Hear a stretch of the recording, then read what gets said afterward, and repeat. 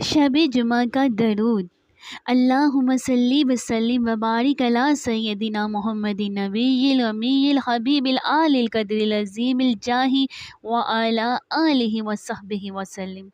بزرگوں نے فرمایا ہے کہ جو شخص ہر شب جمعے اور جمعرات کی درمیانی رات کو اس درود شریف کو پابندی سے کم از کم ایک مرتبہ پڑھے گا، موت کے وقت سرکار دو عالم صلی اللہ علیہ وآلہ وسلم کی زیارت کرے گا، اور قبر میں داخل ہوتے وقت بھی یہاں تک کہ وہ دیکھے گا کہ سرکار مدینہ صلی اللہ علیہ وآلہ وسلم اسی قبر میں اپنے رحمت بھرے ہاتھوں سے اتار رہے ہیں۔